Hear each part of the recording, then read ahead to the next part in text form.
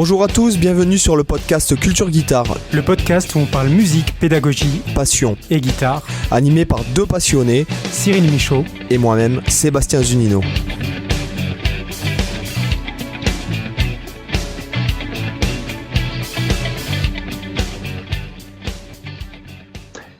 Bonjour à tous et bienvenue sur Culture Guitare, le podcast des musiciens passionnés de musique et de guitare.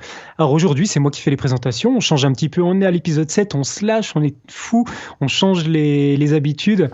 Et peut-être même qu'on parlera même pas d'Alan Swartz dans cet épisode. Comment ça?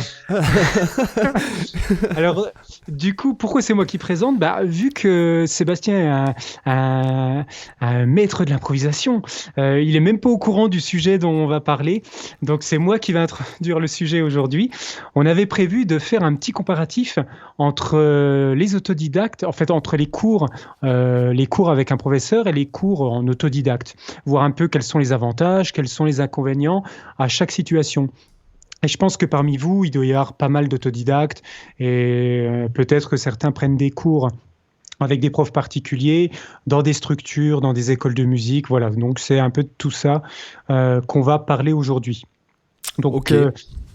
Ce qui est intéressant, c'est que moi, de mon côté, j'ai été autodidacte et j'ai pris des cours. Donc, je pourrais un peu donner des points de vue sur les deux aspects. Il me semble que c'est aussi ton cas, non ? Ouais, c'est un petit peu... oui, effectivement. Après, il y a... Oui, c'est un petit peu mon cas. Voilà, je te laisse parler parce que j'ai les courbes sous les yeux. Il faut savoir que j'essaie de moins parler, te laisser plus parler. Voilà. Ça marche.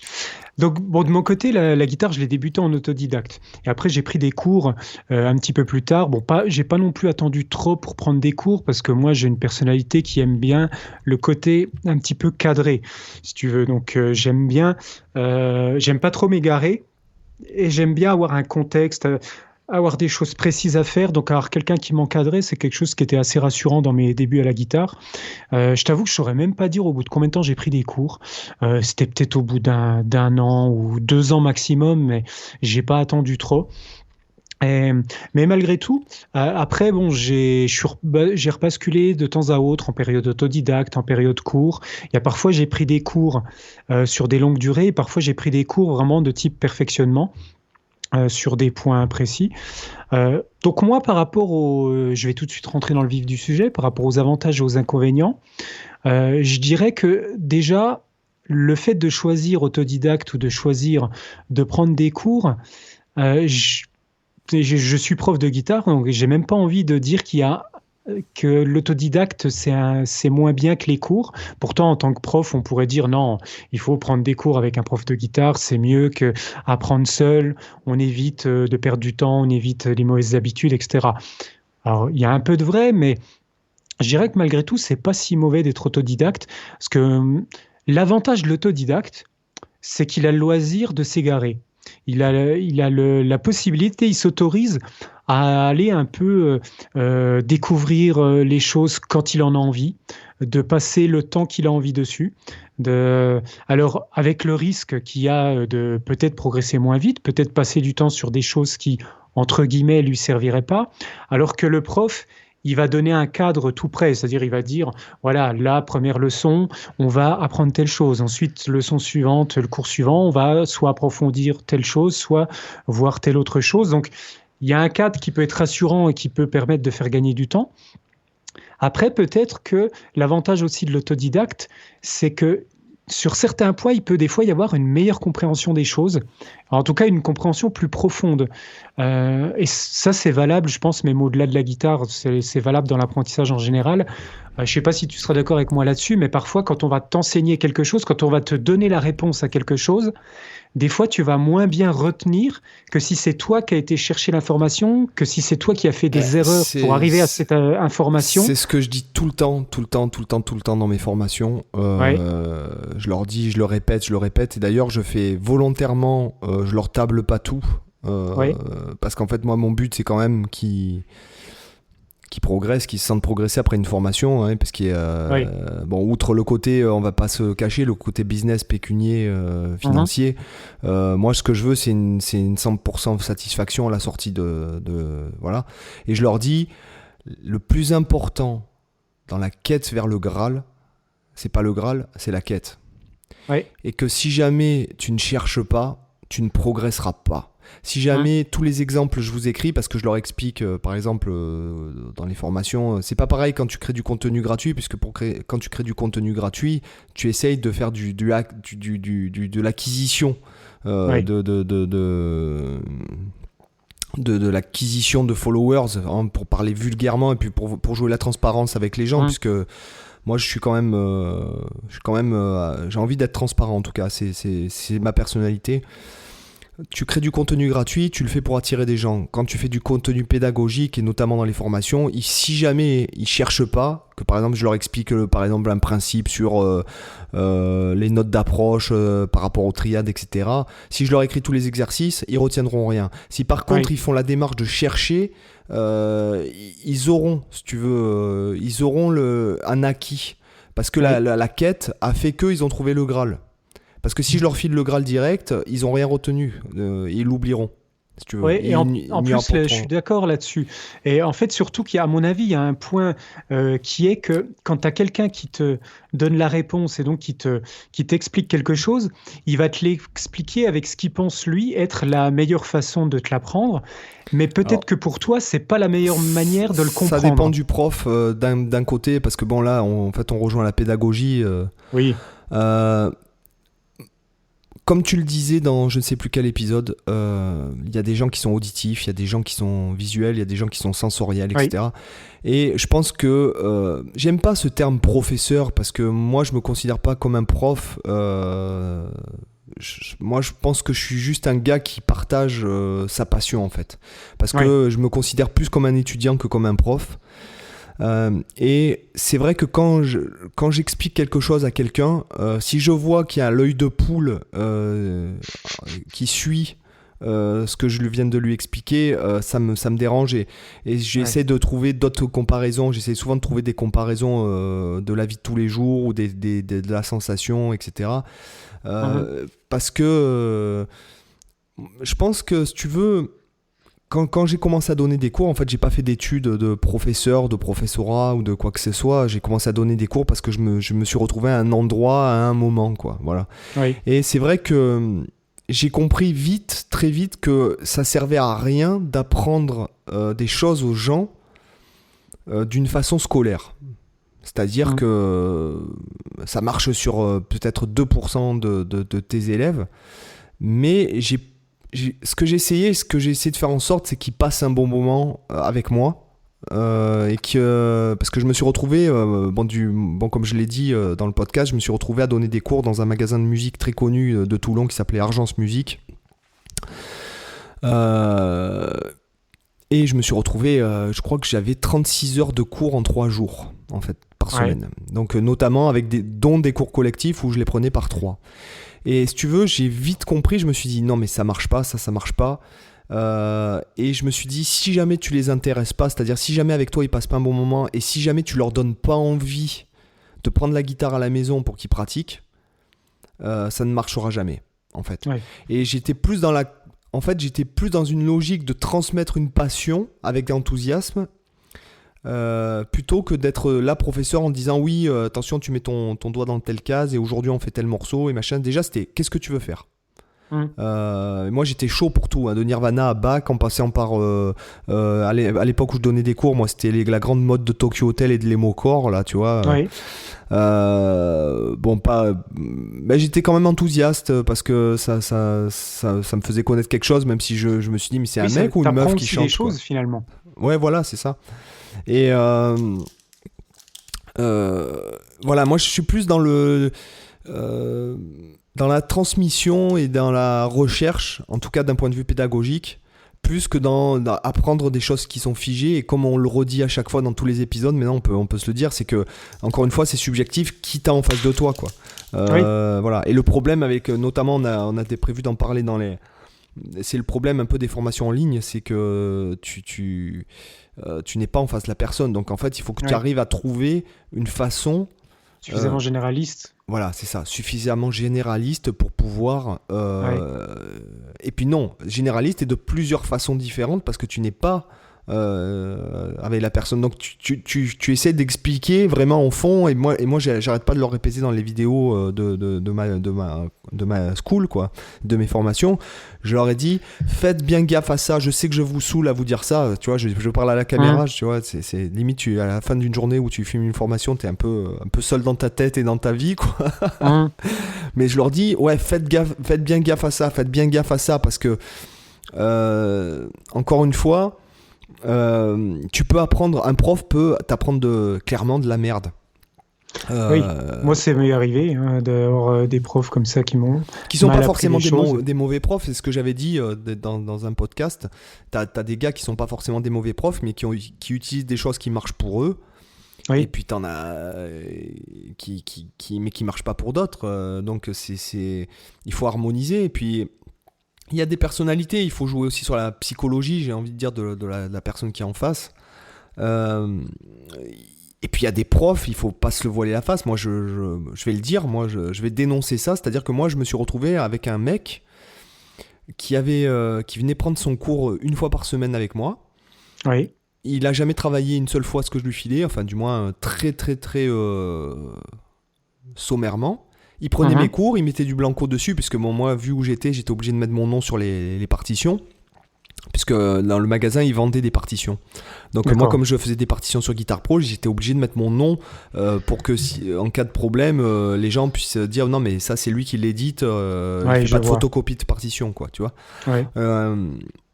Et le truc, c'est que le mec venait prendre mes partitions, il foutait du blanco, et puis en fait, le gars, il avait, je sais plus combien, 180 élèves par semaine, un truc de fou. Alors que le gars, il était nul à chier, il leur disait des conneries. En fait, déjà, moi j'étais là quand il recevait un appel d'une personne pour des renseignements, il disait oui, non, le solfège, ça sert à rien.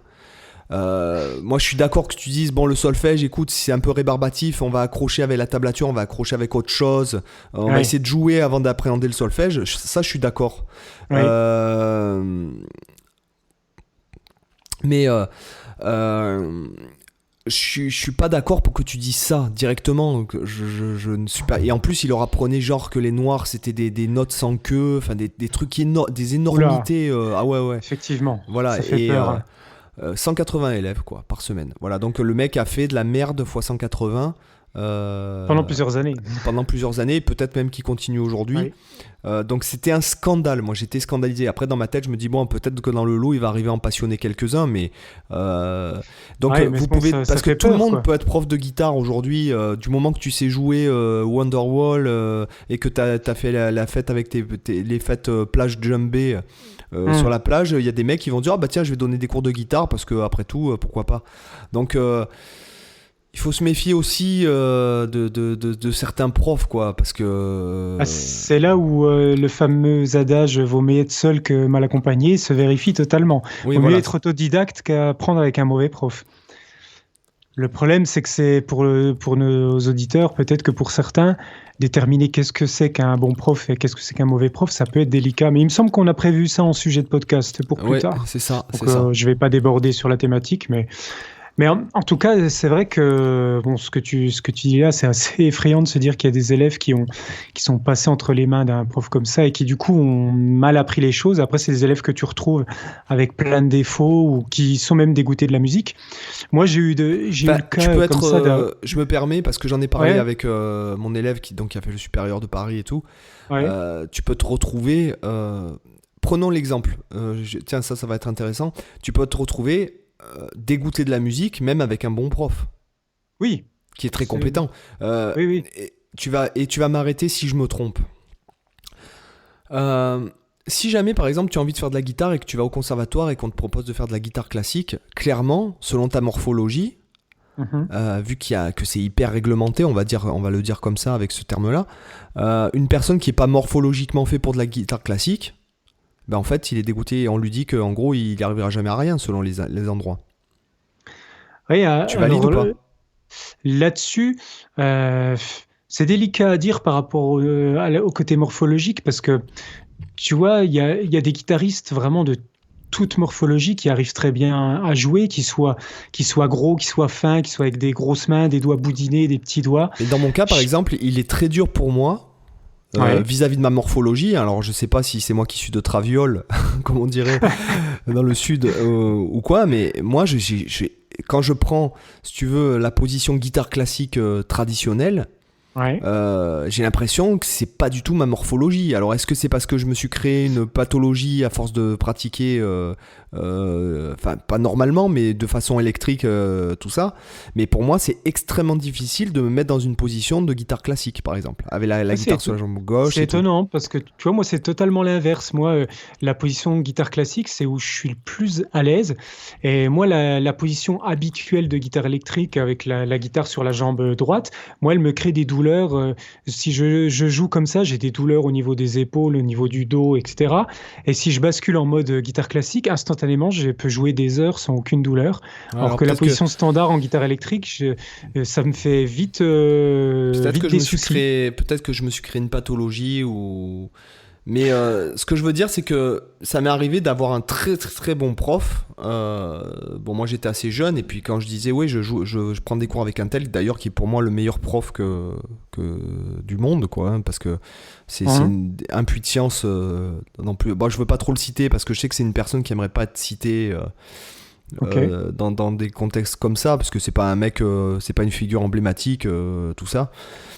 Enfin, je veux dire, une figure, c'est pas un mec connu, il est pas du tout sur les réseaux sociaux, il a même pas de chaîne YouTube, rien du tout, tu vois. C'est simplement un puits de science, quoi. Je sais qu'il en a dégoûté beaucoup. Il y a beaucoup de gens qui m'ont dit ah ouais, tu prends des cours avec lui, mais je dis ouais, moi ça se passe super bien, au contraire, quoi, tu vois. Moi j'avais besoin de, quand j'avais pas bossé assez, tu vois, je me faisais encadrer, quoi. Et moi c'est bête, hein, mais tu vois, du coup il y avait de moins en moins de fois où je revenais sans avoir bossé, parce qu'il y a des fois il me donnait des trucs à bosser, je me dis ça sert à rien de faire ça. Je dis putain, tu parles, je me faisais tellement allumer la semaine d'après que même quand je trouvais que ça servait à rien, je bossais, quoi. Donc je suis d'accord. Ça, à mon avis, ce que tu dis là, c'est vachement important parce que là, tu touches au point que quand tu es guitariste, que tu es autodidacte et que tu vas prendre des cours avec quelqu'un, finalement, il n'y a pas que le savoir de la personne qui compte, il n'y a pas que sa pédagogie, mais il y a aussi l'alchimie humaine qu'il va y avoir entre toi et lui. Ouais. Et c'est vrai que parfois, un élève, avec tel prof qui peut être peut-être le meilleur prof de guitare du monde, ça passera pas du tout. Et avec tel autre, oui, moi je le vois au conservatoire, j'avais des élèves. Alors moi, en tant que prof, en général, j'avais un bon rapport avec les gamins.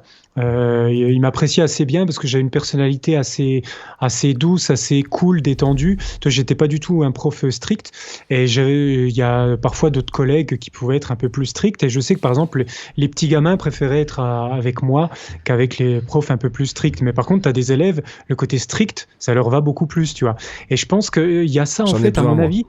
T'apprends mieux quand il y a une bonne alchimie avec le prof avec qui tu es, parce que du coup tu te sens en confiance, et du coup tu vas moins aussi être tenté d'avoir le phénomène de remise en question du prof, où du coup, vu que humainement c'est pas terrible, tu te dis ouais, est-ce que ce qu'il me raconte c'est valable, est-ce que faudrait pas mieux que j'aille vers un autre, tu vois, ce phénomène là peut aussi peut-être découler. Moi j'ai jamais autant, moi je suis un peu un âne dans le sens où j'ai jamais autant progressé que quand je me suis fait tuer. Ouais. Parce que c'est parce qu'il y a des fois, franchement, parce que je faisais un cours particulier avec lui, donc j'ai bataillé, j'ai attendu 3 ans avant de pouvoir prendre des cours avec lui, ce mec. Ouais. Parce que je savais que c'était le meilleur prof. Il avait formé les meilleurs musiciens de vers chez moi. Pareil pour des mecs qui étaient sur Paris et tout. Pas que des guitaristes. Hein. Et je savais que c'était le meilleur prof, et c'est bête, hein, mais pareil, quand j'étais à New York et que je me suis fait tuer, si tu veux, j'ai jamais aussi bien progressé que quand je me suis fait tuer, quoi. Voilà. D'accord. Limite à en pleurer, hein, parce que des fois je suis sorti de l'atelier parce que je faisais le cours avec lui et l'atelier, donc en groupe. Et il y a des fois en sortant de l'atelier, mais franchement j'aurais pleuré, quoi, tu vois. J'étais énervé, ouais, c'est bon, attends. Tu te fais tuer, tu bosses comme un malade, et puis tu te fais tuer en plus, et puis finalement quand je regarde avec maintenant mon âge et le recul, ouais, il avait raison, quoi. Ouais. Et à un moment donné, quand tu dis 3 fois les choses à un mec qui est un peu ouais, t'inquiète, ouais, ok, ouais, t'inquiète, machin, ouais, et puis après qu'il te tue, c'est là que tu réagis, et moi, enfin en tout cas moi je suis comme ça, hein, voilà. Ouais. Tu vois, voilà, je suis comme ça. Donc, Finalement, c'est aussi là, on va faire une transition magique entre la fin de l'épisode précédent et celui-ci. C'est que finalement, il faut aussi se connaître soi-même pour savoir trouver le bon prof. Ouais, c'est vrai. Il faut connaître un peu sa façon d'apprendre parce que personne n'a la même façon d'apprendre. On est chacun unique. Il y a des grandes généralités, évidemment, mais on a tous des manières différentes de comprendre les choses et des rythmes aussi d'apprentissage différents. Il y en a qui ont besoin de plus de temps. Il y en a chez qui le déclic se fait en une seconde, ils comprennent tout instantanément. Il y en a qui ont besoin de beaucoup de répétitions pour comprendre. Et du coup, c'est vrai que pouvoir savoir ça, ça te permet tout de suite de t'aiguiller un peu vers les profs qui vont aussi avoir un enseignement qui est adapté à ta façon d'apprendre.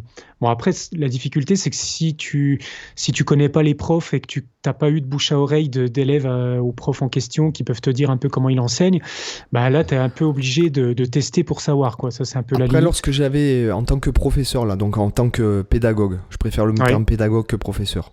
En tant que pédagogue, quand j'avais des élèves d'un bon niveau qui venaient me voir parce que pour se bouger, pour passer un cap, quoi.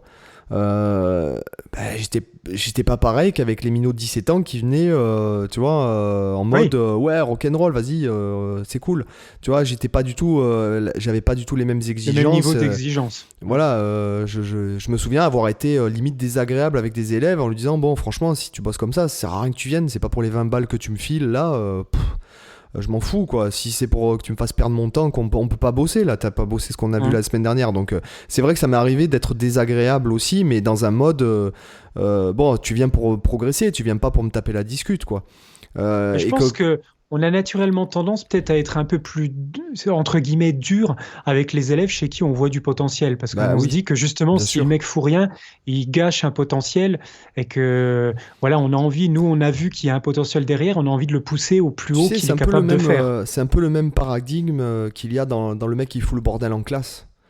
Je sais pas si tu te souviens, mais quand tu étais en classe, le mec qui foutait le bordel en classe, c'était souvent loin d'être le plus bête, quoi.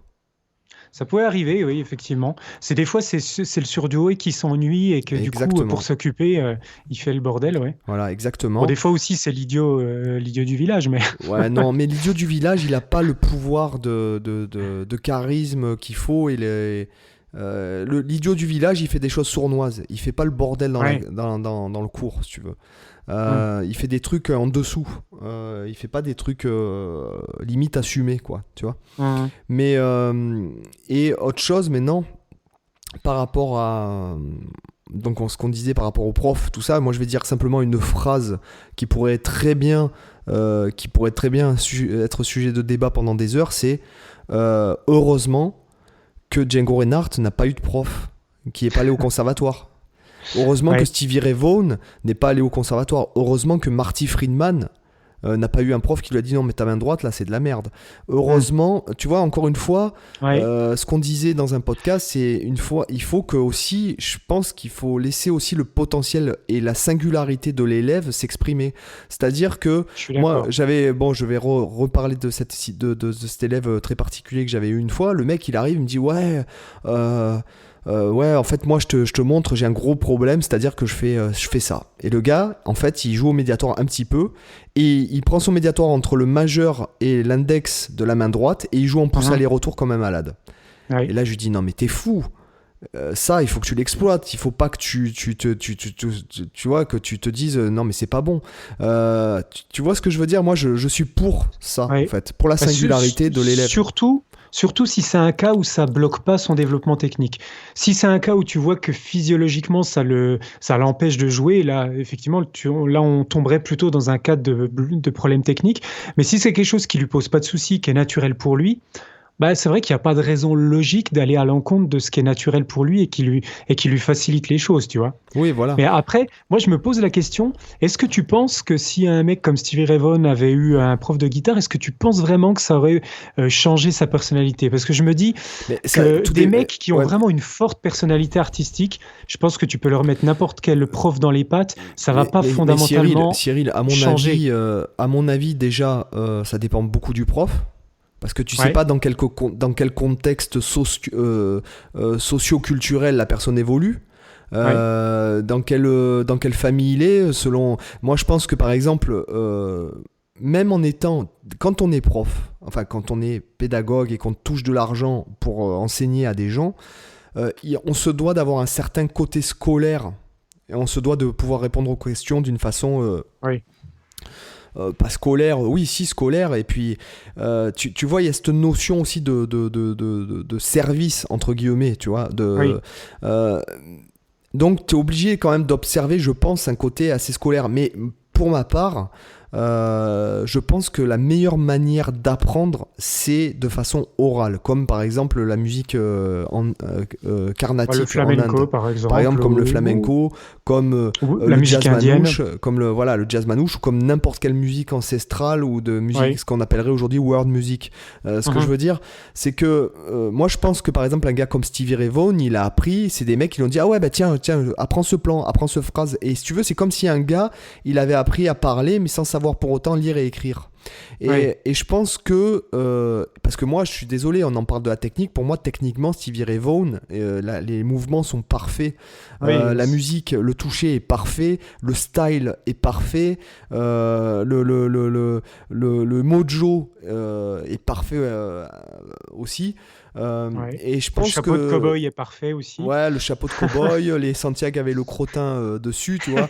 Voilà, tu vois, pour moi, les poils qui sortent de la chemise, enfin voilà, pour moi, il y a tout qui... à sa place, quoi. Voilà, tout est parfaitement à sa place. Et encore une fois, selon ses parents, si sa mère, bien sûr, c'est une image, lui avait dit, ah non, mais tu vas aller apprendre avec un professeur, et que le prof, il arrive, lui dit, non, mais ce que tu fais, c'est de la merde. Tout ça parce qu'en fait, ça rentre pas dans des dogmes.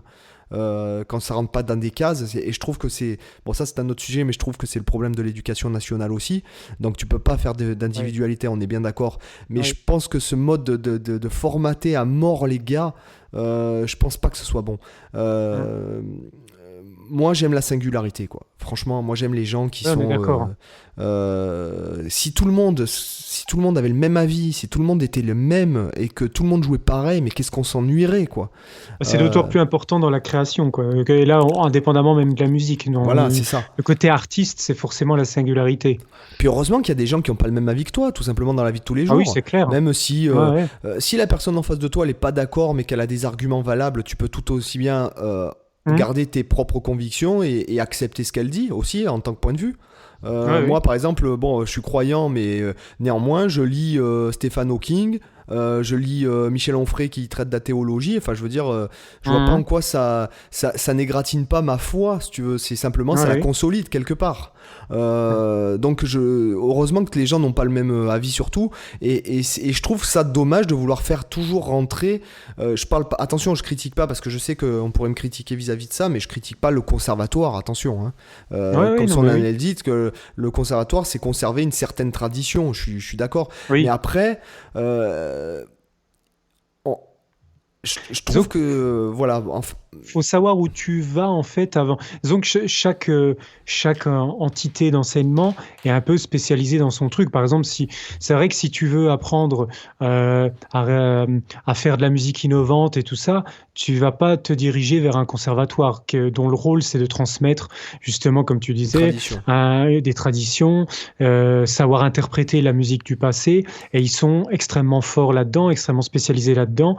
Et c'est vrai que la personne qui veut ça, elle va pas aller dans une école de musique actuelle, ou elle va aller effectivement dans un conservatoire. Après, c'est sûr que c'est aussi ça qu'il faut chercher, c'est qu'est-ce que tu veux apprendre. Donc là, on rejoint l'idée de se connaître soi-même. Qu'est-ce que tu veux apprendre, après, et ensuite, après, t'es d'accord avec moi que quand t'as 10-12 ans, même quand moi je vois, quand je suis parent moi aussi,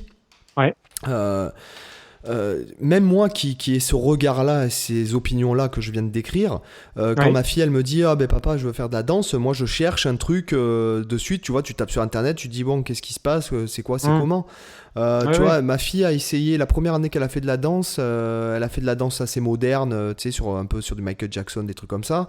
Après elle a dit ouais j'ai envie de faire de la danse classique. mais elle n'a pas la rigueur du classique. Elle était plus douée, mais néanmoins, le classique lui a apporté une grâce dans ses trucs modernes aujourd'hui, si tu veux. Donc je lui ai dit, tu vois, chérie, ça n'a pas servi à rien. Hein, tu as beaucoup plus de grâce dans tes mouvements modernes grâce au classique, en fait. Donc, mais le parent lambda qui connaît rien en musique, etc., il va chercher, il va taper sur Internet, il va vouloir trouver un prof. Il n'y aura pas une démarche de vouloir étudier avec ce gars. Comme par exemple, là en ce moment, je cherche un mec vers qui me tourner pour étudier avec lui, si tu veux, en ce moment, tu vois, parce que c'est vrai que moi j'adore étudier ou prendre des cours. Donc la démarche n'est pas la même. Et d'ailleurs, je ne prendrais sûrement pas un guitariste, je prendrais plus un pianiste ou un autre instrumentiste, tu vois. Mais je suis d'accord avec ça. Là, en fait, ce que tu dis, tu touches même à la notion de maturité, parce que là, avec l'expérience que tu as, forcément, tu n'as pas les mêmes attentes que quand tu avais 10 ans. Et même quand tu es jeune comme ça, tu n'as pas la maturité de savoir qu'est-ce que tu veux, sauf rare cas. Moi, j'ai eu un petit élève qui a débuté la guitare électrique, à l'époque, il devait avoir 7 ou 8 ans. Premier cours, lui, il savait déjà, il voulait jouer Deep Purple, il voulait apprendre Stairway to Heaven de Led Zepp, voilà, il avait de tout à CDC, il avait des goûts très précis déjà, très jeune. Bon, après, le père jouait de la guitare électrique aussi, ça aide, il y avait un contexte familial. Mais du coup, forcément, quand tu es jeune comme ça, j'ai pas envie de dire que le prof n'a pas d'importance, mais c'est plus diffus ce que tu recherches. Tu recherches un prof, mais tu cherches pas la personne en soi, tu recherches l'entité de prof, tu vois. Alors que là, avec l'expérience que tu as toi, tu cherches vraiment une personne qui est très spécialisée dans un truc que tu veux apprendre. C'est une forme de perfectionnement et même de mentor, tu vois, carrément. Je dirais, ça va un peu sur ce niveau-là. C'est que tu vas pas chercher le prof généraliste, tu vas chercher le prof qui est le meilleur dans telle situation précise de l'instrument. Tu vois, peut-être un maître dans l'art d'arranger ou dans la composition spécialisée sur la guitare ou sur l'improvisation, ou peut-être le plus grand maître de telle technique de guitare. Tu vois, ça va être un peu ce type de recherche qu'on va faire, et ça va souvent être presque à la limite du coaching, en fait. Moi, ça m'est arrivé comme ça, des profs avec qui j'ai pris des cours pendant des très courtes périodes, mais j'avais pas les mêmes besoins ou les mêmes attentes que quand j'étais plus jeune, où en gros j'avais tout à apprendre de A à Z. Là, c'était genre, par exemple, je savais que j'avais envie d'améliorer tel point de mon jeu. Hop, j'ai pris des cours avec un prof qui maîtrisait les aspects en question. Et tu vois, c'est ça aussi qui va être différent dans ta recherche et dans le prof que tu as à la fin. Donc, après, ça se comprend aussi que les parents, du coup, eux, qui ne sont pas au courant de toutes ces spécificités-là, ils vont pas rechercher forcément un prof précis. Ils vont essayer de voir où est-ce qu'on enseigne la guitare et ils vont mettre leur gamin à cet endroit-là, quoi, mais sans forcément chercher. D'ailleurs, moi, j'ai souvent eu le cas pour enseigner en cours particulier, dans des écoles de musique et au conservatoire, le fameux cas de l'élève qui veut absolument jouer de la guitare électrique et où les parents l'inscrivent en cours de guitare classique au conservatoire parce que c'est soi-disant comme ça qu'il faut commencer la guitare. Alors, oui, bon, et c'est d'autant plus... Excuse-moi, c'est d'autant... C'est le genre de truc qui m'énerve, moi, 100%. Oui, mais néanmoins, toi, en ayant les deux facettes, ça crée une sacrée valeur, parce qu'en fait tu dis aux parents, toi prof de guitare classique, tu dis aux parents non mais votre fils il a envie de faire de la guitare électrique, il faut qu'il fasse de la guitare électrique, c'est limite pas le même instrument. Là ça va le dégoûter, bien que il faut quand même leur dire que effectivement les gars qui continuent qui ont commencé par la guitare classique et qui continuent vers la guitare électrique ou quoi, ils ont tous les meilleures techniques. Il faut pas se voiler la face, les gars qui ont fait ce cursus là ont des très très bonnes techniques. Quand je parle de technique, je tiens pour les auditeurs à dire que quand moi je parle de technique, je parle pas forcément de jouer vite. Pour moi la technique ce n'est pas jouer vite, faire une note très belle, c'est technique. Voilà, la technique ce n'est pas forcément la virtuosité, attention.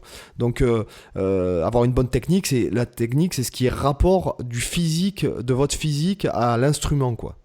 Voilà, basta. Donc c'est pas forcément la virtuosité. Donc moi je trouve que c'est vachement intéressant le fait qu'un prof, quand t'as des parents qui viennent te voir, parce que dans les dogmes culturels français, il faut se dire ah ouais, tu veux commencer la musique, donc il faut commencer par le solfège et le classique. Ouais, non, je suis pas d'accord, quoi. Moi non plus. J'aurais peut-être été d'accord il y a 30 ans en arrière, oui. Aujourd'hui c'est plus le cas, quoi. Aujourd'hui, tu as tellement de contenu, t'as Bébert qui fait des tutos de guitare classique, de guitare sur YouTube, alors que lui-même ne sait gratter que 3 accords. Mais peu importe, si jamais ça touche des gens et que les gens sont interpellés par ça, je suis totalement pour. Puisque les gens, après ils vont dévier vers d'autres choses. Tu vois, là, le point aussi, c'est que par rapport à ce que tu dis, par rapport à la situation où j'avais des élèves comme ça qui venaient, qui voulaient prendre la guitare électrique, j'ai envie de dire, ils ont eu de la chance de tomber sur moi qui fait les 2 instruments. Mais en fait, il faut savoir que quand on inscrit son enfant dans un conservatoire pour prendre des cours, il y a souvent pour chaque instrument plusieurs profs, sauf des instruments un peu ciblés, genre des fois il n'y a qu'un seul prof de clavecin, qu'un seul prof d'orgue. Mais quand c'est des instruments comme la guitare, le piano, le violon, il y a généralement 2, 3, voire 4 profs, etc. Et en fait, les élèves, ils choisissent pas leur prof, ils sont mis un petit peu là où il y a de la place, et c'est le prof qui décide, bah tiens, là je peux prendre, j'ai encore tant d'heures pour prendre tant d'élèves, et voilà, on fait un petit peu comme ça. Et du coup, là, ils sont tombés sur moi, mais s'ils étaient tombés sur un prof très, très classique à mort qui avait cette logique-là, bah peut-être que l'élève, il aurait été dégoûté, il aurait arrêté un an après, alors que moi, généralement, je prenais en compte cet aspect-là. Je me dis, ok, tu veux faire de la guitare électrique, pour l'instant, bon, pas de bol, tu es inscrit en guitare classique. Donc, je vais pas t'apprendre la guitare classique traditionnelle, je vais détourner le truc, je vais je vais te faire des arrangements, par exemple, de morceaux de guitare électrique pour guitare classique. Et du coup, je lui fais quand même travailler le répertoire du futur instrument qu'il a envie de faire, mais en lui enseignant les techniques classiques, en lui enseignant la tenue classique habituelle. Mais je vais pas lui dire, ah, on va travailler du Mozart, machin, parce qu'il en a rien à foutre, tu vois. Question, est-ce que par exemple, au niveau de ton autorité, c'est-à-dire par exemple, admettons le directeur, peut-être que toi tu as un directeur qui te permet de faire ça, mais peut-être que dans un autre conservatoire, le directeur ne le permettrait pas. Est-ce que c'est vrai? C'est vrai qu'au conservatoire de Montbéliard, on a un directeur qui est vraiment super, qui est très ouvert. Mais je pense que malgré tout, au niveau des profs, tu as quand même une certaine liberté. C'est vrai que tu as un corpus d'œuvres à faire travailler, mais tu es quand même libre à l'intérieur. Parce que si tu veux, la seule petite contrainte qu'il va y avoir, c'est quand tu présentes ton élève aux examens. Il faut savoir que dans les conservatoires, en moyenne, ça se divise en 3 cycles. Cycle 1, cycle 2, cycle 3, au bout duquel tu passes ton diplôme. Et en général, les cycles durent 3 ans. Qui peuvent être majorés à 4 ans, 5 ans, selon la vitesse d'apprentissage de l'élève. C'est plus souvent même d'ailleurs 4 ans en fait, et les élèves qui avancent vite, ils le font en 3 ans, ceux qui ont besoin d'un peu plus de temps, ils le font en 5 ans. Enfin bref, ça c'est la popote interne. Quand tu présentes la fin de cycle pour ton étudiant, effectivement, tu dois généralement prendre des œuvres du répertoire. Par exemple, à la fin du cycle 1, ton élève, il doit jouer à peu près 10 minutes de musique, il doit jouer un morceau libre qu'on a travaillé dans l'année, plus un morceau de musique contemporaine qui est généralement imposé et qui est donné... Tu veux dire de musique contemporaine, de musique classique contemporaine ou du répertoire contemporain? Oui, de musique classique contemporain, c'est-à-dire que... mais ça peut être autre que guitare, ça peut être un morceau qui aurait été arrangé pour guitare, tu vois. C'est pas forcément écrit pour la guitare. D'accord. Ça peut être libre. En tout cas, c'est un morceau qui doit être de musique contemporaine, donc c'est-à-dire post-1950. D'accord. Et il est donné, celui-là, 8 semaines avant l'examen. Donc l'élève a 8 semaines pour le travailler. Et par contre, le morceau libre, c'est un qu'on a pu travailler dans l'année. Et donc, moi, c'est très très souvent, tu vois, mes élèves, par exemple, au conservatoire, systématiquement, au cycle 1, quand ils passaient leurs examens, déjà, je leur faisais jouer 3 morceaux et pas 2, comme c'était demandé. Il y avait un morceau contemporain, il y avait un morceau libre, et il y avait systématiquement une composition, où là, je leur demandais de créer un morceau d'1 minute, et ça leur permettait de travailler des techniques un peu, des fois avancées, de même faire des percussions, des effets de tapping, des trucs comme ça.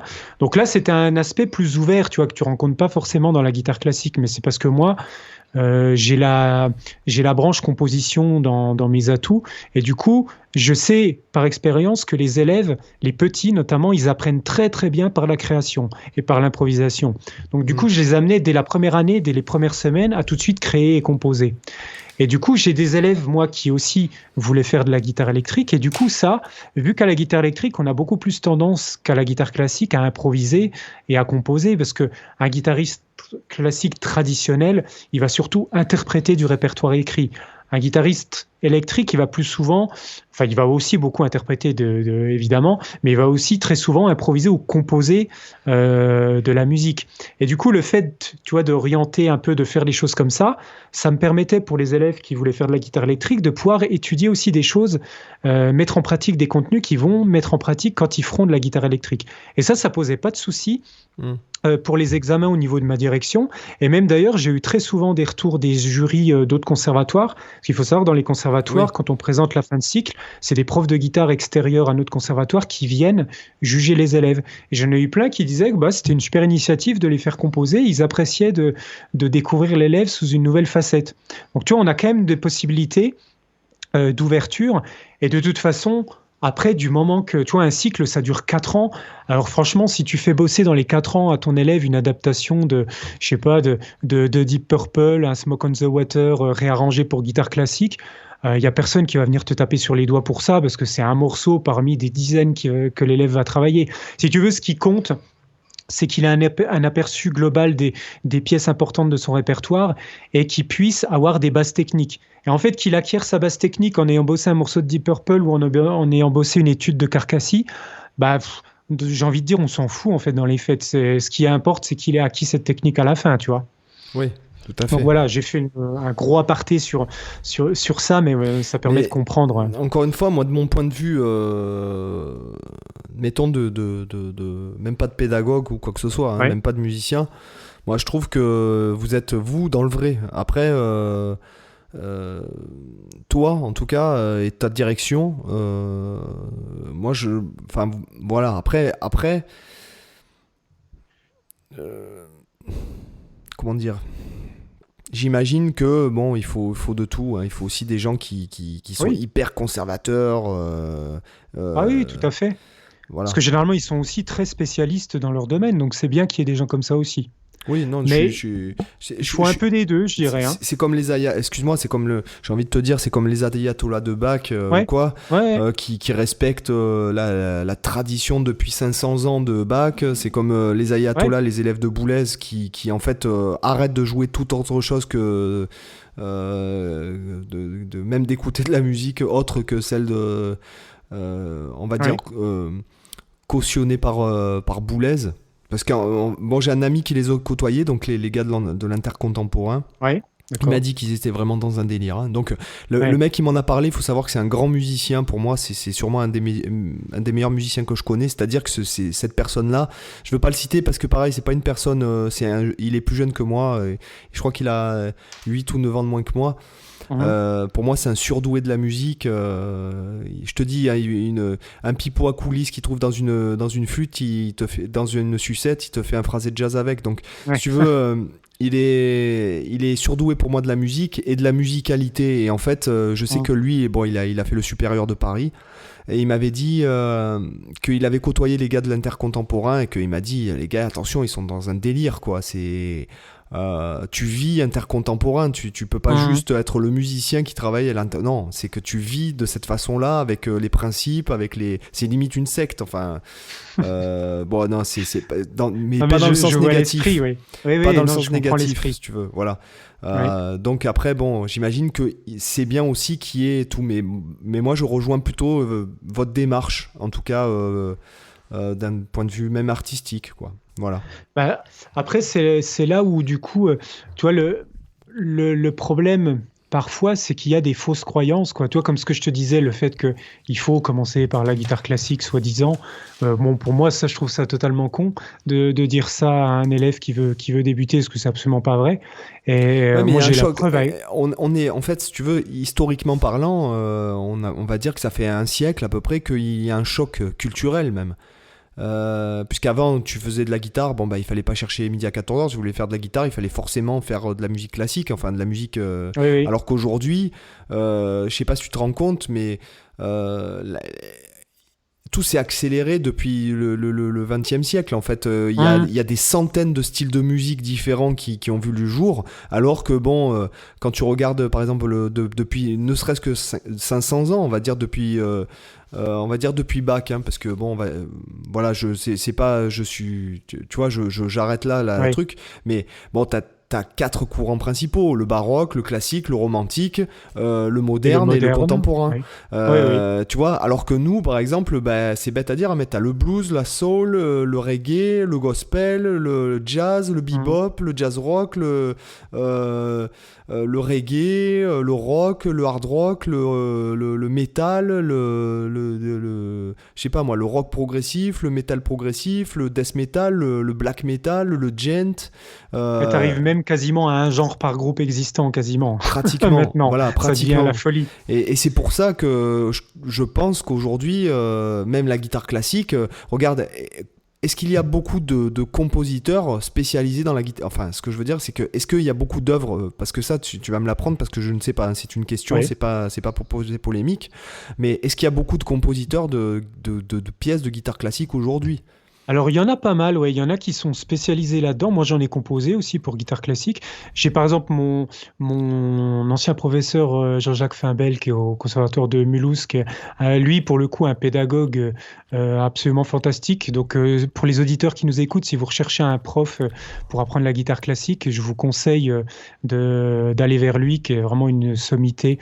Et bon, bref, du coup, lui compose beaucoup de pièces pour guitare classique, par exemple. Il écrit beaucoup de pièces pour des petits élèves, mais aussi des élèves plus avancés. Et on a pas mal de guitaristes. Alors souvent, c'est des profs de guitare classique qui composent du répertoire pour guitare classique, mais pas seulement. Tu as parfois des autres musiciens qui vont composer aussi pour guitare classique sans être guitaristes. Après, je t'avoue que c'est quand même majoritairement des guitaristes, parce que pour écrire pour guitare, c'est quand même un instrument qui demande une peut philosophie être délicat. Ouais. En fait, il y a des choses délicates que tu n'as pas. Tu vois, quand tu écris pour piano, même si tu n'es pas pianiste, c'est plus facile que si tu étais pianiste pour écrire pour guitare classique, parce que rien, ou même pour guitare tout court, rien que le principe que sur une guitare, tu peux jouer la même note à différents endroits du manche et obtenir, tu vois, des sons comme ça complètement différents. Pour un pianiste, c'est, tu vois, pas du lui, une note, elle est à un endroit et basta.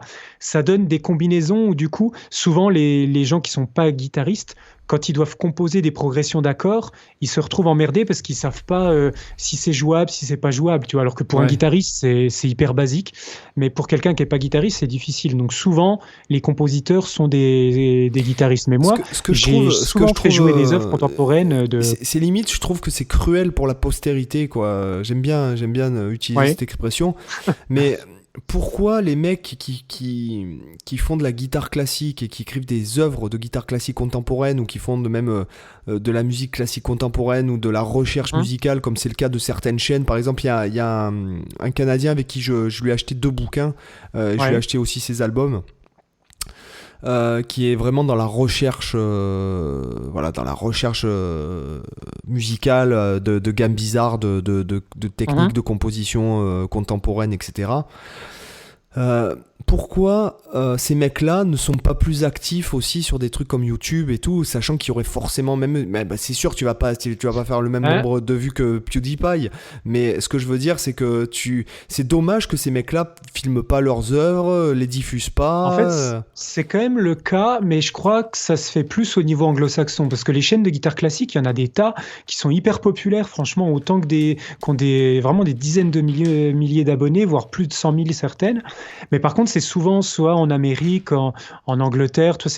Par contre, en France, je pense qu'il y a aussi des chaînes de guitare classique françaises. Je t'avoue, j'ai pas trop fouillé. Même si j'irai pas... Alors c'est souvent des jeunes. C'est une aparté, et puis je doute que des gars de l'ensemble intercontemporain écoutent le podcast Culture Guitare. Mais tu vois, moi je trouve que c'est cruel que des mecs qui ont un tel niveau musical, parce que, encore une fois, quand t'écoutes Boulez, t'écoutes pas Boulez comme si t'écoutais, je sais pas moi, Michael Jackson, tu vois, c'est quand t'écoutes Boulez, c'est parce que déjà tu essayes de savoir à quoi se rapporte l'œuvre, parce que sinon ça ne sert à rien. C'est comme quand tu vas à l'opéra et que tu connais pas le livret, hein, d'accord, surtout si c'est en allemand. Ce que je veux dire, c'est que t'écoutes pas cette musique-là pour le plaisir, mais t'écoutes cette musique-là déjà pour savoir que ça existe. T'écoutes cette musique-là parce qu'il faut savoir que Boulez, en gros, je vais dire ça très grossièrement, mais c'est le niveau Mozart, mais au XXe siècle. Hein, on va pas avoir peur d'utiliser des mots. Hein, je veux dire, c'est un mec. C'est vrai qu'il a fait énormément au niveau. C'est notamment il a créé l'IRCAM. Non, mais c'est pas ça. Moi, c'est même pas ça. Je parle pas de. Moi, je parle du niveau du gars, c'est-à-dire que t'es face à un gars. Qui est ultra brillant au niveau, comment dirais-je, au niveau scolaire, qui est très intelligent, oreille absolue, qui est pianiste niveau concertiste et qui abandonne le piano à 17 ans parce qu'il se dit qu'en fait il y en a des qui sont plus doués que lui et que lui se sent plus d'aller avec Messiaen dans la composition parce qu'il a réussi, Messiaen l'a passionné pour la composition, que le gars... chef d'orchestre aussi, très brillant également. Extrêmement brillant, et je veux dire, ces mecs-là, par exemple, bien sûr qu'il a le niveau, 15 fois le niveau de t'écrire des sonates dans le style de Mozart, dans le style de Beethoven, dans le style de n'importe qui, sauf que lui, en fait, il est dans une démarche intellectuelle et de recherche, puisqu'on en revient à la recherche, où le gars, il cherche à écrire la musique qui n'a pas été écrite. Donc bon, tu écoutes pas cette musique là comme t'écouterais Michael Jackson ou je sais pas moi, Dirty Dancing ou je ne sais quoi, c'est pas tu cherches pas les mêmes choses, ou même je sais pas moi, Timberlake ou même du métal, t'écoutes le mec, t'écoutes ça, t'essaies de savoir à quelle œuvre ou quel poème, puisqu'il c'est un grand littéraire aussi, donc un passionné de littérature, et je sais qu'il a écrit des œuvres par rapport à des poèmes de René Char ou par rapport à des peintures ou par rapport à Proust, puisqu'il cite tout le temps Proust dans les interviews et tout. Bon, tu écoutes pas cette musique, c'est une démarche de recherche, et pourquoi des mecs comme ça qui font ces démarches là de fou, en fait ils gardent ça presque jalousement entre eux au lieu d'en faire profiter. Je pense pas que c'est ça, à mon avis c'est plutôt que c'est des mecs qui sont tellement dans leur truc, tellement spécialisés, qui vivent tellement ça au quotidiien qu'en fait ils ont juste même pas le temps de se consacrer à ça. Ouais, mais tu trouves pas que c'est dommage que, par exemple, c'est dommage. Que l'IRCAM, par exemple, après, c'est des générations différentes aussi, ce que je vais te dire, c'est peut-être que des mecs qui voudront me foutre sur un bûcher après avoir dit ça, mais pourquoi l'IRCAM n'a pas une chaîne YouTube où on voit comment ça se passe, on voit les œuvres, comment ils travaillent, on voit quelle est la philosophie des gens. Enfin, moi, en tout cas, ça m'intéresserait. Après, je pense que c'est du question de génération. Tu t'imagines Boulez sur YouTube, abonnez-vous, cliquez sur la cloche. Tu veux que je te dise, je pense qu'effectivement, il te dirait pas clique sur la cloche ou abonne-toi, mais je pense que c'est un mec qui aurait aimé le distiller son savoir comme ça. Mais je pense que, tu vois, c'est en fait, c'est des questions de transition. Parce que c'est un passionné, tu ne peux pas atteindre un niveau pareil. Ah oui, non, mais c'est sûr. C'est évident. Voilà, si t'es pas passionné, tu peux pas atteindre. Parce que je sais que, parce que je me suis vraiment intéressé à lui, j'ai lu ses livres aussi. D'ailleurs, j'ai dû lire plusieurs fois son livre pour vraiment comprendre, puisque la première fois que j'ai essayé de le lire, j'étais pas assez cultivé, intelligent pour comprendre de quoi il parlait. Mais si tu veux, le mec a sacrifié sa vie pour sa carrière, quoi. Il faut le savoir, quoi. C'est un sacrifice, et sciemment, quoi. Donc, un mec comme ça, si la passion, c'est pas en mode je fais ça pour l'argent ou pour la gloire ou quoi que ce soit, non. Ah oui, sinon tu ferais pas de la musique contemporaine, ça c'est clair. Voilà, tu fais ça parce que t'as une passion, une flamme tellement puissante en toi que tu te permets de bousiller ta vie totale. Enfin, bousiller, tout est relatif. Mais ce que je veux dire, c'est qu'il a délaissé, après je vais pas envie raconter sa vie. Moi je suis tombé sur ces choses-là. Après je trouve que c'est tellement personnel de parler de ça. Je veux pas dire que même si c'est trouvable sur internet, mais tu sacrifies pas des choses basiques de la vie pour quelque chose dont tu n'as pas la passion. Donc la passion, c'est aussi la passion de transmettre. Parce que moi j'ai déjà assisté à il y a certains, à une époque il y avait des cours d'orchestre où ils jouent des œuvres, des pièces, des ensembles, en mode de cours, quoi, des ateliers, j'ai envie de dire d'une façon un peu moderne.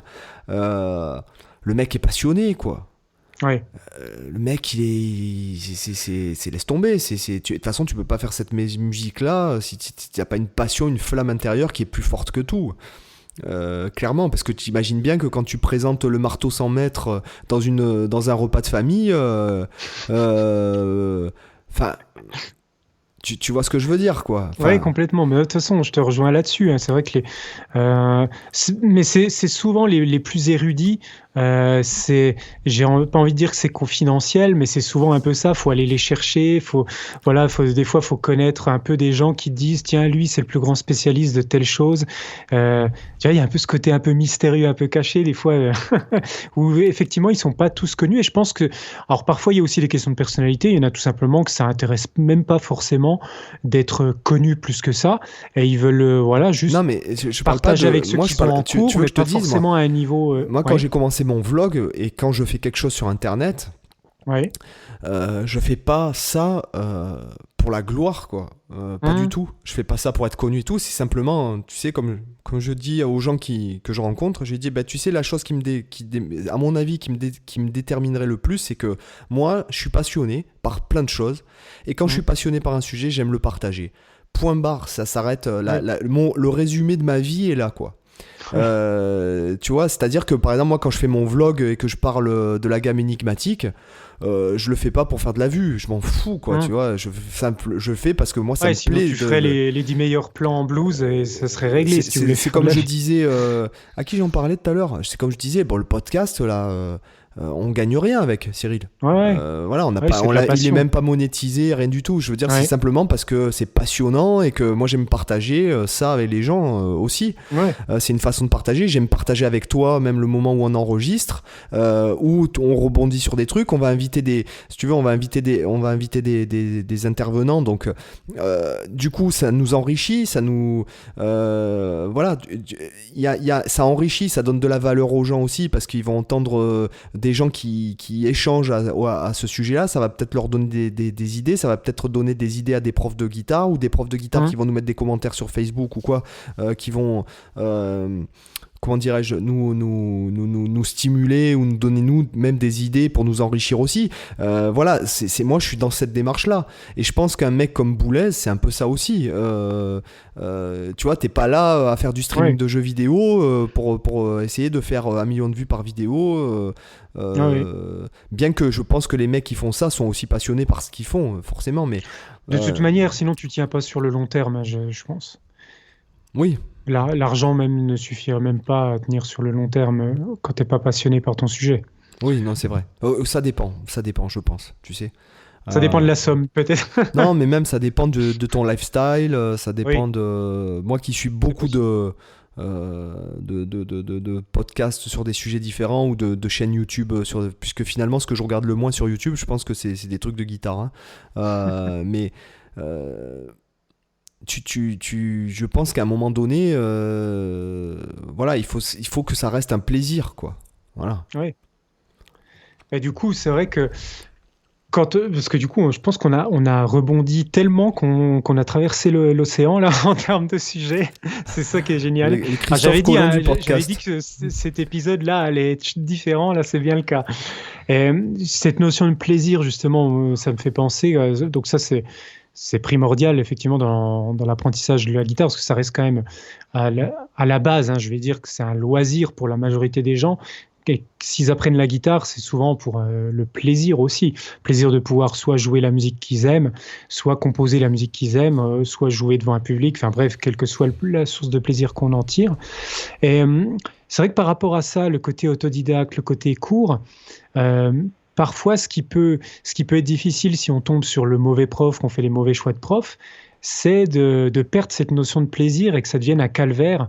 Euh, Chose que n'aurait peut-être pas l'autodidacte qui, comme je disais au début, a plus la liberté d'aller glaner des informations un peu à son rythme, tu vois, de pas suivre un chemin fermé, verrouillé par un prof très strict. Et en même temps, parce que pour parler aussi un peu des inconvénients de l'autodidacte, je trouve qu'aujourd'hui, être autodidacte, c'est à la fois magique et à la fois hyper dangereux. Parce que c'est magique parce que tu as une telle quantité de contenu disponible quand tu regardes, et notamment là, pendant le confinement, c'était encore plus visible avec toutes les vidéos pédagogiques qu'il y avait. Il y a, tu vois, Pascal Vignier qui faisait ses cours en vidéo, Néo Géo Fanatique aussi qu'en fait régulièrement, qu'en a fait aussi beaucoup, et d'autres, il y en a évidemment des milliers et des milliers. Ça te donne accès à une tonne d'informations que tu n'aurais même pas assez d'une vie pour tout digérer. Donc tu te dis, waouh, c'est génial, pourquoi j'ai besoin d'un prof, tu vois, j'ai accès à tout. Et en même temps, je trouve que c'est aussi le danger du 21e siècle, c'est qu'on est tellement saturé d'informations et de contenu qu'en fait, quand tu es autodidacte, ce qu'il faut voir, c'est à un moment donné, il ne faut pas tomber dans le piège de la recherche infinie de la bonne information. Parce que toi, moi je pense qu'il y en a peut-être, certains auditeurs se retrouveront dans ce que je vais dire. Imaginons, je prends l'exemple d'un guitariste qui veut apprendre à jouer de l'aller-retour.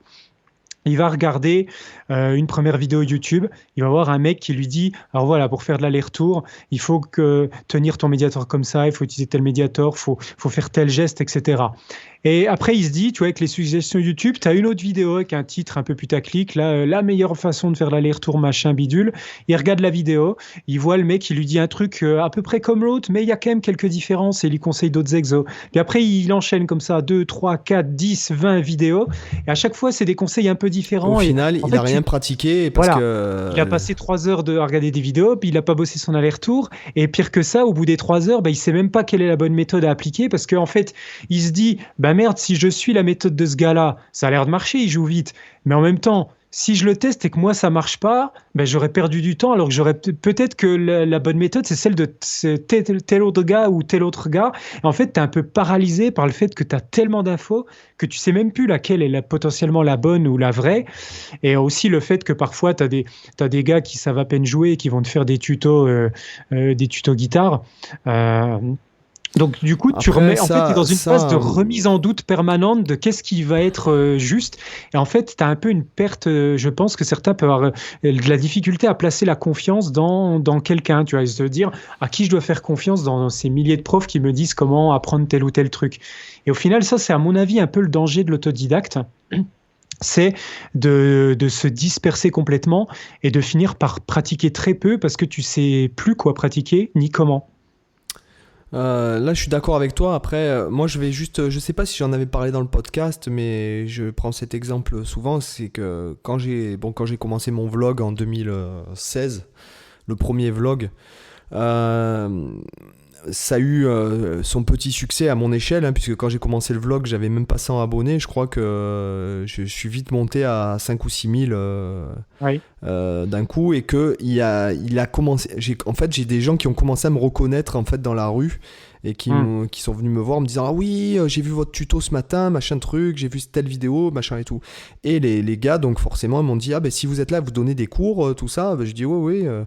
Je donne des cours, et puis en fait je me suis aperçu en allant chez des gens qu'il me dit, ah ouais, j'ai bossé ta vidéo sur tel ou tel truc, et je me suis aperçu qu'en fait les gars, et ça m'a permis d'ajuster mes formations justement à ce niveau là, puisqu'en fait je me suis aperçu que les gars bâclaient vite ce que je donnais dans les vidéos gratuites, et au final ça faisait plus de mal que de bien. C'est à dire que j'arrivais chez la personne, il me dit, ouais tiens regarde, j'ai travaillé ce que tu montres dans telle vidéo, et je dis, ouais mais c'est pas bon.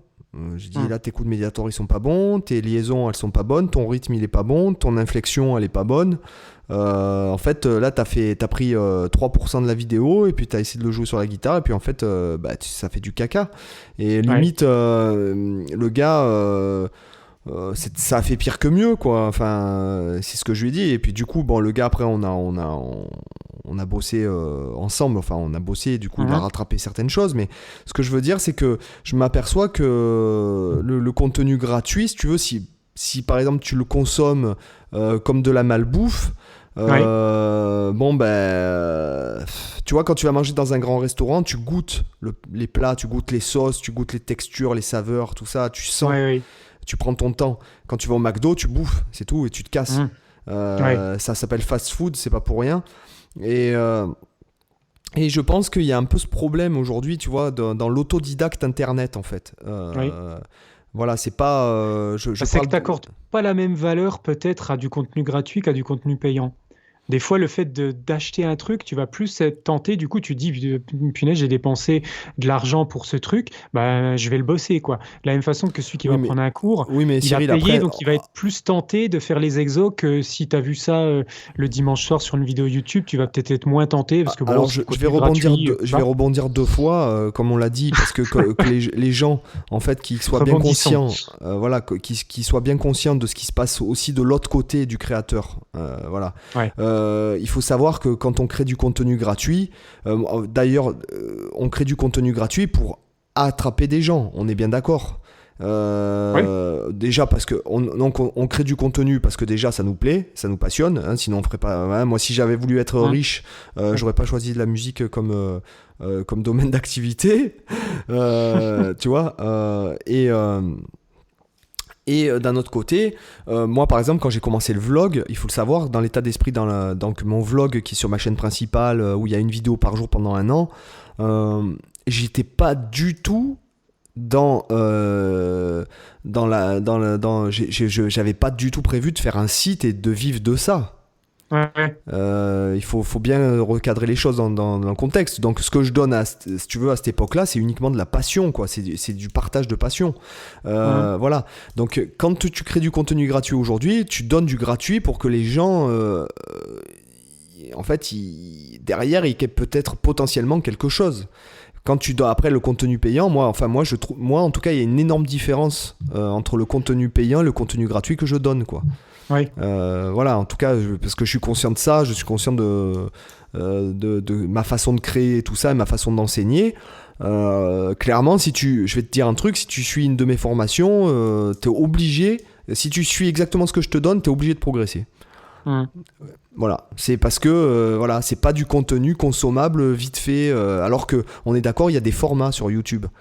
Sur YouTube, il faut que ta vidéo elle fasse entre 8 et 12 minutes maximum, parce que sinon tu perds les gens, ou si elle est pas assez référencée, et patin, et couffin, et machin. Alors que moi, j'hésite pas à faire des vidéos même d'une demi-heure, 1 heure des fois pour expliquer un truc, parce que ça me passionne aussi.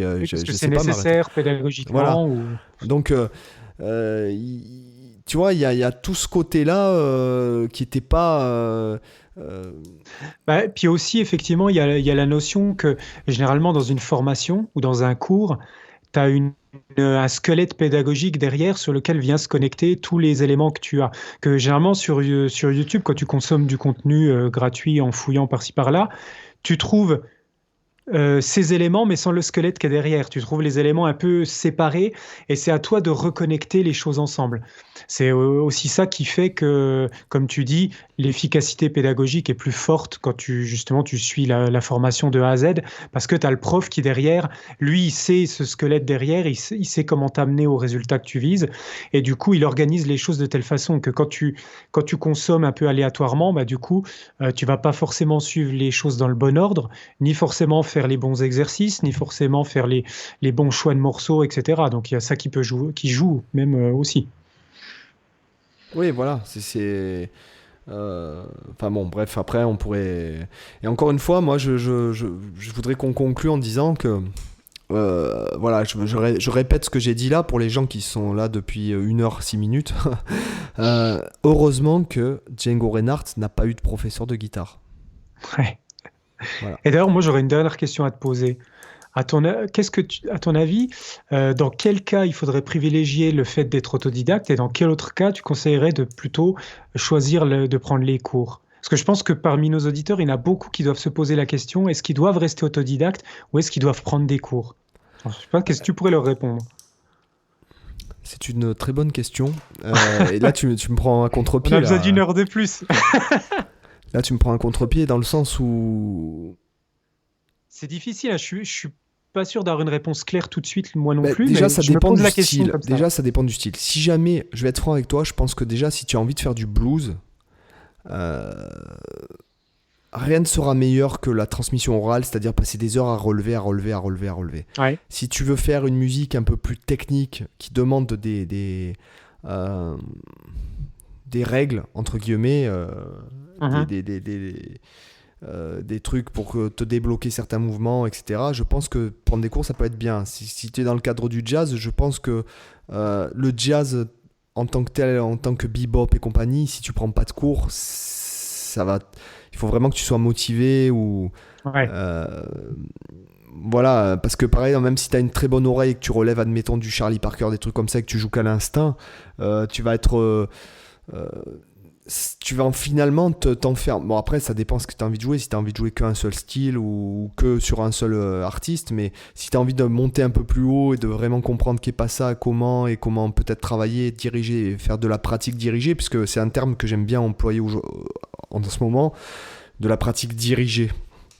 C'est-à-dire, je pratique, mais pas n'importe comment. Je pratique un truc bien précis, je pratique ça, je prends le temps de mettre à plat ce truc-là et tout ça. Voilà. Donc après, j'ai envie de te dire que si tu es autodidacte et que tu joues dans un petit groupe et que tu te débrouilles bien, que tu es à peu près, on va dire, doué. Encore une fois, c'est subjectif parce que tu peux être très bien doué pour quelque chose et pas pour une autre chose. Mais même le plus doué... Mozart, aussi doué soit-il, parce qu'il faut le savoir, Mozart c'est quand même, outre le génie musical, le plus grand cerveau de l'humanité sûrement. S'il n'y avait pas eu son père derrière, qu'aurait-il fait, tu vois? Moi, je pense qu'il aurait eu quand même ce génie, mais c'est vrai que il a été bien guidé. Non, mais il a été super bien guidé. Et puis, il faut savoir qu'il a une sœur qui a 50 plus que lui, qui a pratiquement les mêmes capacités cognitives, etc. Parce que, encore une fois, je le redis, et d'ailleurs, je vous invite à aller lire l'ouvrage Le cerveau de Mozart de Bernard Le Chevalier, il me semble. C'est pas un livre de musique, c'est un livre de neurochirurgie, hein, enfin je sais plus, de neuropsychologie, enfin je sais plus. Et d'ailleurs c'est une personne de Toulon, et j'ai appris ça juste avant de partir en Espagne. En fait, j'ai appris qu'il était toulonnais, le mec. Donc le truc, c'est que s'il n'y avait pas eu son père derrière pour le diriger, peut-être qu'il aurait été mathématicien, astrophysicien. Enfin, je sais pas si l'astrophysique existe dans le XVIIe siècle, mais non, dans le XVIIIe, mais voilà, il aurait peut-être été même une bête de foire, parce qu'en fait, il avait une mémoire absolument extraordinaire. Hein. Bon, c'est pas le sujet du podcast, mais je pense que s'il n'y avait pas eu son père, Mozart serait passé à la trappe, quoi. En tout cas, tu vois. Donc même aussi doué que tu sois, tu as besoin d'être dirigé, et puis notamment t'as besoin que tu sais ce qu'on disait à la fois, tu as besoin canalisé aussi. Ouais, que les astres s'alignent, quoi, tu vois. C'est voilà, je veux dire, tu vois, les Beatles, c'est les astres qui se sont alignés pour moi, tu vois.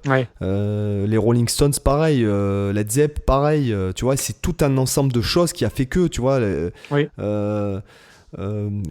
Et pour Mozart c'est pareil, hein, c'est sûrement le fait qu'il ait sa sœur, qu'il ait son père, ça a fait aussi que lui un environnement favorable. Voilà, exactement. Donc je pense que c'est pas parce que tu es autodidacte que tu ne peux pas réussir ou que tu ne peux pas atteindre un niveau absolument monstrueux. Il y a tellement d'exemples de génies autodidactes que ce serait idiot de prétendre le contraire. Un génie autodidacte, il faut qu'il trouve un professeur adéquat, quoi. Voilà. C'est surtout ça. Il faut que ça s'aligne dans un autre sens. Et en même temps, je pense qu'un mec qui a peut-être moins de... Parce que pour moi, être doué, ça veut rien dire. Dans le sens où tu peux être doué pour tel ou tel sujet, tu peux être doué... tu peux très bien être... pas un virtuose, mais être un créatif. Tu peux être un créatif, mais un mec qui n'est pas du tout fait pour la virtuosité. Ou même, tu peux être même un très bon créatif sans être pour autant un bon musicien. Moi je parle jamais de don, je préfère le terme de prédisposition, tu vois. Voilà, tu peux être prédisposé à avoir des facilités pour tel ou tel sujet. Si tu bosses pas derrière, les prédispositions, parce que ça va rien. Exactement, tu vois, c'est ça. Et je pense que le prof, même si tu es autodidacte, à un moment donné, forcément que tu vas stagner parce que tu as besoin de 109. Même les gens qui sont pas autodidactes, moi je me considère pas forcément comme autodidacte, hein, j'ai une partie autodidacte, mais j'ai une partie d'enseignement. Aujourd'hui, je vais avoir 40 ans cette année, j'ai envie de trouver un prof, quoi. Où j'ai envie de trouver un sujet, j'ai envie de trouver un prof, un mentor, là, tu vois, ça me manque, j'en ai besoin. Et pourtant, moi-même, je crée du contenu, moi-même, je suis pédagogue, j'ai bossé, j'ai quand même un petit bagage, et j'ai envie d'un mec qui me dise, ça, mais non, fais comme ça, fais ci, fais ça, viens, on bosse ci, on bosse ça.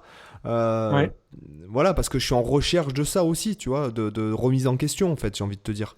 C'est un bon prof, je pense qu'il peut t'amener aussi. On parle pas ça dépend des niveaux, mais un bon prof à niveau, pour moi, un bon prof à niveau débutant, on va dire, c'est un mec qui va te passionner. Un mec qui va te donner envie, un mec qui va t'intéresser, un mec qui va te donner l'amour d'eux. D'accord ?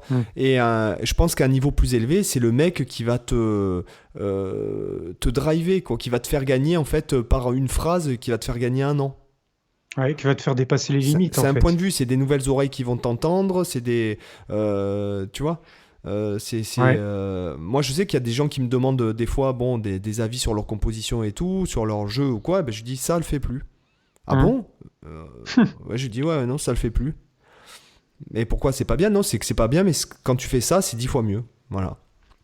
Ouais. Voilà, basta. Parce que le mec s'entend pas, parce qu'il a l'impression. Peut-être que moi, si jamais je trouve un mentor parce que j'aurais besoin d'admirer. Le mec il va me dire ouais bon t'es phrasé à Alan Allsworth, t'arrêtes quoi, tu passes à autre chose quoi, on l'a quand même eu hein. Non, mais, on l'a quand même cité. Non mais tu veux voilà, en fait peut-être le mec il va me dire tu vois cet aspect de ta personnalité, je trouve que c'est de loin ce qu'il y a de plus intéressant dans ton jeu, donc mets le point là-dessus et peut-être qu'il va me faire gagner 15 ans. Ouais. Voilà. Donc c'est ça, parce que des fois, j'ai des mecs, t'as des pseudo-gars qui veulent te donner des conseils, alors que quand tu vas voir leurs vidéos, t'as l'impression vraiment que c'est de la merde, qui te file un conseil, qui te dit ouais, tu devrais plutôt faire comme ça, mais je dis ouais, non, mais non. Oui, les conseils, c'est valable seulement des personnes ont une... C'est comme si jamais le clochard d'en bas de chez toi, il voulait devenir ton conseiller financier, en fait, un peu. Oui, je vois. Tu vois ? Non, mais c'est clair, oui. Voilà. Bah, je crois que... Et toi, Cyril, alors, ton avis ? Bah, moi, de mon côté, je dirais que autodidacte, c'est parfait quand on est dans la phase de recherche sur soi-même. Dans la phase où on réfléchit sur ses besoins, on réfléchit sur son style, on réfléchit sur comment on a envie sur les techniques qui nous plaisent, sur ce qu'on a envie de développer en termes de toucher, en termes de son. Et disons que le prof, je le vois comme l'accélérateur de progrès.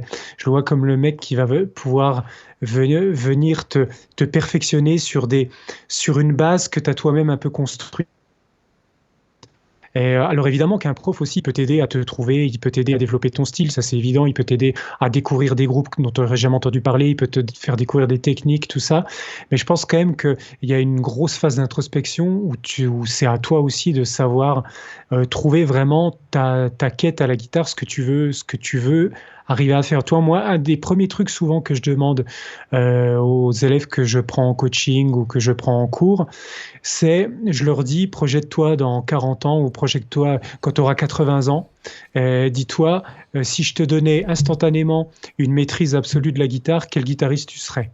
Et en gros, c'est le point de départ. Et à partir de là, tout va être une réflexion sur comment arriver à ce résultat. Quel guitariste connu tu serais ou quel guitariste... Non, pas du tout.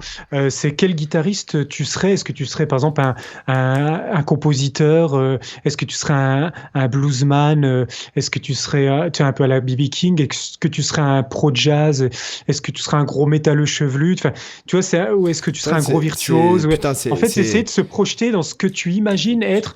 Parce que forcément, quand tu apprends la guitare, tu as déjà un peu des idées de ce que tu aimerais faire, je pense. Pas forcément précise, mais le fait de se poser la question, ça t'oblige à creuser, tu vois. Et tu veux que je te dise, tu vois, je suis vraiment content tu vois, je vais le dire devant les auditeurs, je suis vraiment content de faire ce podcast parce que, et qu'on fasse ça ensemble parce que tu vois, là, pour moi, tu viens de me...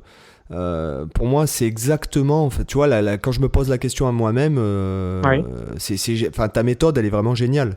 On peut pas faire, pour moi, on peut pas faire mieux parce qu'il y a une maturité dans ta pédagogie là. Quand toi tu demandes à la personne ça, voilà, pour moi c'est exactement ça. Et tu vois, quand moi je m'amuse à me demander, je m'amuse à répondre à la question que tu m'as donnée, ben en fait. Ça me conforte dans la démarche que j'ai actuellement en fait. Voilà, en gros. Voilà. Ouais. Voilà. Et puis, en tout cas, moi, ça me paraît assez naturel parce que moi, j'ai aucun intérêt quand je forme des élèves à leur apprendre à être soit à jouer comme moi, soit à jouer comme un tel. Moi, mon seul rôle en tant que prof que je me donne comme mission, c'est leur faire apprendre la guitare au mieux pour exprimer ce qu'ils ont au fond d'eux le mieux possible. C'est ça que je vise, c'est les faire devenir le guitariste qu'ils ont naturellement en eux. Tu vois, c'est difficile à décrire, mais en tout cas, c'est ça, quoi. Arriver à se trouver, on en revient toujours à ça, arriver à se trouver soi-même. Et c'est vrai que quand tu as un peu d'expérience, quand tu as un peu de recul sur ton instrument, tu peux plus facilement aider les gens à se trouver comme ça. Et des fois, ça peut être juste en leur conseillant des choses sans forcément les obliger à aller dans telle ou telle direction. Ça leur dire, tiens, regarde ça, ou tiens, écoute le rendu de cette technique, ou tiens, regarde comment est construit ce riff-là. Mais après, sans forcément leur dire, tiens, mais non, on va bosser ça à fond, c'est juste des fois, tu leur lances des pistes de réflexion. Et tu vois où ça aboutit. Tu vois, dans un mois, est-ce que la personne, elle te dit, ah putain, cette technique, j'avais jamais entendu parler, j'adore le son, c'est trop bien, je voudrais apprendre ça. Ou est-ce que si elle t'en reparle plus jamais, c'est que c'est un truc qu'il n'a pas forcément touché, tu vois. Et des fois, c'est à la fois jeter des pistes de réflexion, et c'est un peu de la psychologie, essayer d'analyser la personne que tu as en face de toi pour essayer de comprendre ce qu'elle recherche vraiment. Et à mon avis, c'est ça qu'on a comme mission, quoi, en tant que prof. Ouais, en tout cas, c'est une très belle. Je trouve que pour conclure, on peut pas faire mieux. C'est vraiment. Je trouve que vraiment, c'est une très très. Effectivement, tu vois. Après, peut-être moi, j'ai peut-être pas le tempérament pour. Parce que bon, c'est vrai que je vois, par exemple, là, quand des personnes me demandent des cours sur Skype, etc. Je suis tellement. Comment dirais-je, je suis tellement je suis tellement booké, tu vois, là, c'est-à-dire que bon, là, on enregistre, machin, là, j'ai du studio à faire avant, j'avais du studio à faire avant, j'en ai du studio à faire après, j'ai 50 000, ma to-do list, là, j'ai dû prendre une deuxième feuille pour continuer ma to-do list à court terme. C'est vrai que je prends pas aussi le temps comme toi de poser le truc et tout. Moi, c'est vite un message. En plus, c'est des messages vocaux. Je fais même plus de messages écrits parce que ça me fait perdre trop de temps. Et c'est vrai que je lui dis bon, qu'est-ce que tu as envie de bosser ? Vas-y, fais-moi tu me trouves sur Skype, tu me fais un briefing que je le lirai quand j'aurai le temps. Et puis après, bon, je prépare le cours en amont. Quand même, parce que quand j'ai des cours sur Skype, je prépare ça en amont quand même. Normal, oui. Mais c'est vrai que je prends pas assez le temps de, tu vois, parce que je me considère pas encore comme coach. Voilà, pour moi, il y a quand même une différence entre du coaching. Toi, je sais que tu proposes du coaching sur le site, oui. Alors que moi, clairement, j'ai pas le temps. C'est-à-dire que moi, je te donne une heure de leçon, enfin une heure en gros, grossièrement, oui. une heure de leçon. Et moi, après, je pense plus à toi pendant une semaine jusqu'à ce que tu reprennes rendez-vous ou jusqu'au prochain cours, tu veux, parce que oui. Sauf les élèves, bon, j'ai des élèves ça fait des mois et des mois qui prennent une leçon par semaine, c'est encore différent. Donc là, on est plus dans du cadre coaching, mais par la force des choses. Mais un mec qui va venir me demander du coaching et que je vais pouvoir écouter, suivre et tout, je pourrais, enfin clairement je ne pourrais pas, parce que bon, déjà pour les gens qui savent pas, j'ai 3 enfants, j'ai quand même bien une vingtaine d'activités autour de la création de contenu sur internet. Voilà, en fait j'ai simplement pas le temps de donner du coaching sur internet, quoi. Oui, puis après, les deux aspects sont aussi importants l'un que l'autre. Moi, c'est vrai que j'ai une vision assez globale quand je prends des élèves, mais on a aussi besoin de la vision locale. Parfois, tu as un élève, il a un besoin immédiat de résoudre un problème, et là, ta vision, elle est très pragmatique. Tu vois, on a besoin aussi de ce pragmatisme. À mon avis, les deux sont aussi importants, quoi. Donc, c'est bien aussi d'avoir des pédagogues qui fonctionnent aussi comme ça, qui, voilà, on résout le problème maintenant. On se pose pas forcément la question de qu'est-ce que tu veux faire dans un mois, machin. On résout le problème aujourd'hui parce que tu as un besoin immédiat. Il faut les deux. Tout à fait, ouais. Bon, sur ce, puisque ça fait, je crois que c'est le plus long podcast de l'histoire. Bon, l'histoire, elle est jeune. On n'est pas sur l'histoire de l'humanité non plus. On est au 7e épisode, donc on est à 1h22 et 2 secondes de podcast à l'heure actuelle. Donc, magnifique. Sur ce, je trouve que c'est bien de conclure là-dessus. Donc, l'appel à l'action. Donc, l'appel à l'action, c'est si vous êtes là au bout de 1h22 de podcast, je vous demande de nous mettre 5 étoiles sur iTunes et sans plus attendre, maintenant. Voilà. Et un petit commentaire pour nous donner votre sympa, avis. Voilà, avec beaucoup de mots-clés pour le référencement, s'il vous plaît. Voilà, je vous donne l'envers du décor, hein, moi je suis brut de décoffrage. Nous avons une page Facebook depuis peu qui grossit, je suis d'ailleurs étonné de voir à quel point elle grossit vite, où vous pouvez retrouver tous les épisodes et éventuellement mettre des commentaires si jamais vous voulez qu'on débatte un peu de ce sujet-là par écrit, puis pour laisser une trace écrite pour les gens, ça peut être intéressant aussi pour les autres utilisateurs qui verraient ça. Donc sur la page Facebook Facebook de Culture Guitare, ok. Vous avez dans la description les liens vers nos 2 sites respectifs. Voilà, vous trouverez des milliers de ressources à nos 2 sites. Je pense qu'il y a 4 vies de travail. Et vous avez aussi maintenant le lien vers la page Aosha de Culture Guitare où vous pouvez vous inscrire à la newsletter. Donc on n'est pas dans du marketing, on va pas vous balancer des emails tous les jours pour vous vendre des produits en affiliation ou du dropshipping. Donc voilà, vous pouvez vous inscrire si vous voulez être tenu voilà, on ne restera que dans le cadre sur cette newsletter, je tiens à le dire aux gens, et Cyril, on est d'accord là-dessus. On va pas se servir de... si on écrit ou si on fait un truc en commun, peut-être qu'on vous fera la part dans le newsletter, mais on se servira pas de la newsletter pour faire nos pubs respectives de nos produits. C'est vraiment pour Culture Guitare. Voilà, c'est vraiment pour Culture Guitare. Voilà. Donc sur ce, les amis, je suis vraiment content de ce podcast. Je suis content, ça a été très enrichissant pour moi, ton point de vue. Donc, de toute façon, les podcasts sont toujours enrichissants pour moi aussi. Hein. Voilà, donc, et puis pareil, on a un peu dévié, mais c'est pas grave. Encore une fois, c'est notre marque de fabrique. C'est notre marque de fabrique. Voilà. Allez, sur ce, les amis, je vous dis au revoir et Cyril, à bientôt. À bientôt. Allez, ciao, bientôt. ciao. Salut. Ciao, bye.